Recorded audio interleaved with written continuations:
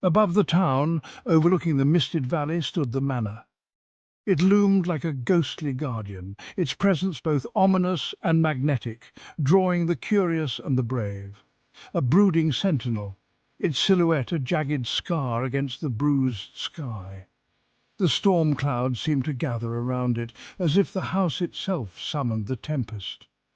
Locals knew it as the Hollow House. Its windows, like vacant eyes, watched the town with unsettling intensity. Those dark panes seemed to follow you no matter where you stood, as if the house was alive and aware. The house was a monument to decay, its once grand facade crumbling under the weight of neglect and time.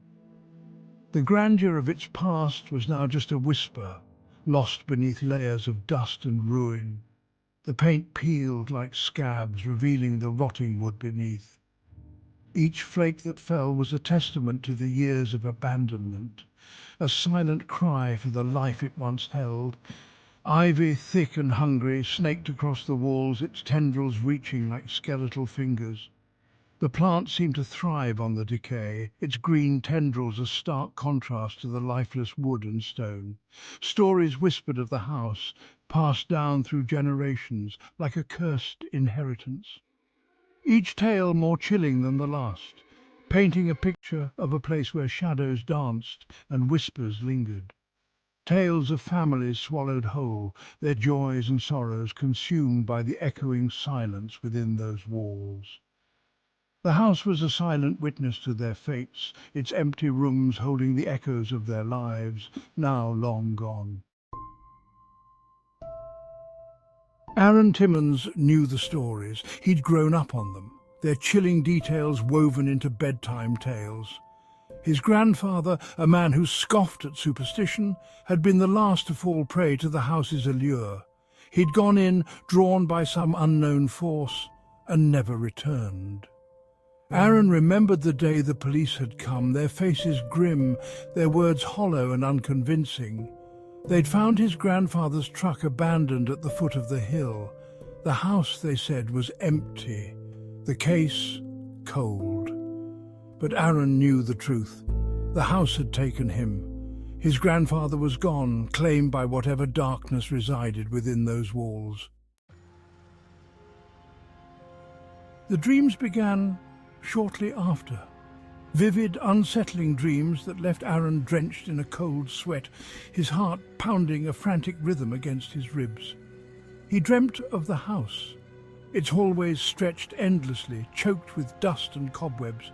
The air was thick, heavy with the scent of decay and the faint whisper of unseen things. In these dreams, he'd hear his grandfather's voice. Faint at first, a whisper, lost in the rustling of dead leaves. Then closer, more insistent, a desperate plea echoing through the empty halls. The voice was a beacon, pulling Aaron towards the house with an irresistible force. Fear warred with curiosity. The rational part of Aaron's mind screamed at him to stay away. The house was dangerous. It was a trap. But the pull of the unknown, the need to understand his grandfather's fate, was stronger. He couldn't escape the feeling that the answers he sought, the truth he craved, lay hidden within the house's decaying walls. He packed a bag, ignoring the tremor in his hands, the icy fear that snaked its way up his spine. He told himself he was being foolish, reckless, but deep down he knew he had no choice. He was going to the Hollow House. He had to know. The old oak door creaked open, a long, mournful groan that echoed through the house like a death rattle. The air inside was stale and cold, thick with the scent of damp earth and decay. Dust motes danced in the weak shafts of sunlight that pierced the gloom. Aaron stepped inside. The door slammed shut behind him, the sound final, absolute. The house had swallowed him whole. He was trapped. He moved deeper into the house, each step hesitant, uncertain. The silence was unnerving, broken only by the creaking of the floorboards beneath his feet. It was as if the house itself was holding its breath, watching him. whispers in the walls. The deeper he went, the more oppressive the atmosphere became. The air grew heavy, thick with an unseen presence. Whispers seemed to emanate from the walls themselves, faint and indistinct, yet laced with an undeniable malice. He saw things in the shadows, fleeting glimpses of movement that vanished as quickly as they appeared. Faces seemed to stare out at him from the peeling wallpaper, their expressions twisted in silent screams. His mind raced, trying to rationalize the impossible, to find a logical explanation for the creeping terror that threatened to consume him. A grim discovery.